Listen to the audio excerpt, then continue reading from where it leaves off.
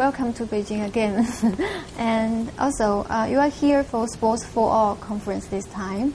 So how do you evaluate China's role in the development of Sports for All?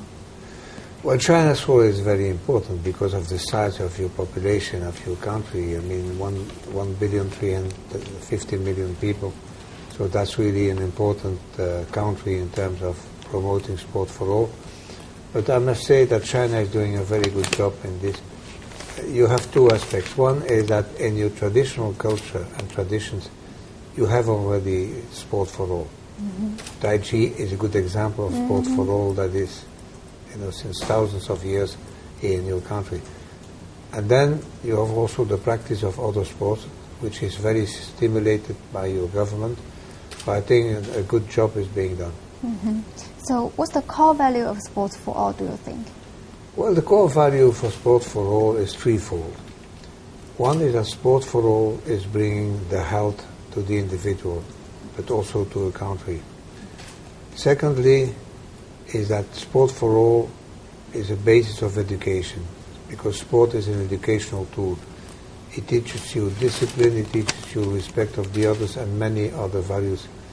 And thirdly, and that's the most important thing, Sport for All brings happiness and joy to the people. Mm-hmm. So in the 2008 Olympic Games, China has topped the gold medal tally here. And do you think China can top again for the London Olympic Games next year? Well, it's always difficult to confirm. It's more difficult to confirm than to achieve. Mm-hmm. But I think that China will compete with the United States of America for #1 spot.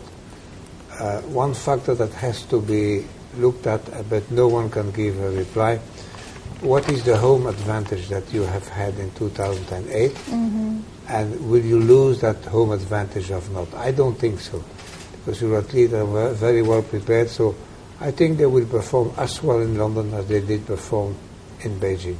Mm-hmm. China is now doing a good job in elite sports, but according to some survey, actually the common people in China, their health condition or they are not usually practicing sports activities. So how do you balance those, the Sports for All and those elite sports? Well, you have to find a good balance, but I think you found a good balance here in China. You need a very good and well-developed sport for all, and sport at the base root or the grassroots level. This is needed, and from this very big number of people, then champions will emerge. Mm-hmm. But you cannot go only for champions. You have to develop sport at the grassroots. That's very important. So do you have some suggestion concerning how to develop the grassroots sports? Well, the suggestions are not specifically for China, because I'm not an expert in China whatsoever, and I want to be very humble in that. But the good development for Sport for All always includes a number of policies. The government must first of all make sure that there is a proper infrastructure everywhere in the country. Then secondly, you need good educators, people who teach persons how to practice Sport for All. And then you need awareness campaigns. You need to make sure that you stimulate your population to participate in sport. And you have an awareness definitely that is very important in young people. Because if you begin with sport when you're young, you will never quit sport. You will continue to do sport throughout your life. Mm-hmm. So Beijing hosted the Olympic Games. And when do you think that other Chinese city can host the next Olympic Games? Well, I think it would be realistic to think that the earliest date would be something like at least 20 years after Beijing. So, the games belong to mankind. They do not belong to one country. Mm-hmm. And the IOC will want to travel around the world with the games. We've had the games in 2008. Already you are candidates for 2020. So I think that a minimum of 20 years, it might be more. Look at London. London organized the first games in 1908, the second one in 1948, and now the third one in 2012. So there has been first 40 years of waiting, then 64 years of waiting. So which city do you think has the best chance in China? Which city has the best chance to host the Olympic Games? Well, we have 6 cities now for 2020. And you know the cities with Tokyo, with Istanbul, with Baku, with Madrid, we have Rome. I think I have them all. We have Doha. Doha, yeah. So these are all cities that are very good, well organized and capable of organizing the game. But which one is going to be the best one, I don't know today. It's too soon to tell. Doha has been applying for many sports events in recent years. So do you think Asia is playing a more and more important role in the world stage? Yes, look at the victory of Pyeongchang for the 2018 Winter Games. So that is an Asian city, and look at the candidatures. You have 2 Asian candidatures for 2020. You have Doha, and you have Tokyo. So that proves the vitality and the dynamism of Asia.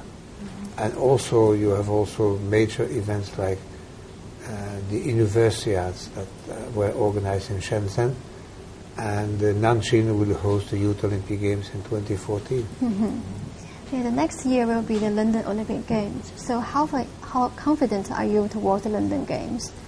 I'm as confident for London as I was for Beijing, because the organizing committee works very well. The British people love sport, and also there is something special about London, is that England is a place where modern sport was born at the end of the 19th century. They invented many sports. They invented football, for instance, but also other sports. So they know sport, they love sport, and they have this tradition that sport was born in their country. As for the security part, are you worried about that? Security is always very important for every Olympic Games, be it London or every other game in another place. But we think that the security plans are well in place, and they're doing a very good job on that. This year is your 10th year as the president of IOC. So which kind of legacy do you want to leave for the Olympic movement? Well, it's still a bit too soon to speak about the legacy, because I still have two years to run. But I think that people will hopefully say that under my mandate that the games were very well organized, because this has always been a good collaboration of the organizing committee with the IOC. So we've had very good games. We have created the Youth Olympic Games. I'm saying we because it's not a one-man show. The IOC has created the Youth Olympic Games. The IOC has fought very hard against doping and illegal betting. We have been able to secure a good financial basis that is redistributed to the developing countries and the grassroots sport. And we've been able also to support very much developing countries in sport. So you've been working a lot for the match fixing or the gambling or the doping control. So what's the major problem the Olympic movement is facing right now? Well, it is a matter of credibility, because if you cannot trust the result, you cannot trust sport. Sport is based on fair play, respect of the rules. If you see a competition and you play with the idea that, oh, well, this result is maybe manipulated by money and cheating, I mean, you will have no joy in watching it. So that's very important. You know, you can have, doping is bad, very bad. But if in a team one player is doping, this is unfair, this is cheating. But if the entire team is cheating, it's even worse, because you cannot believe a result anymore then.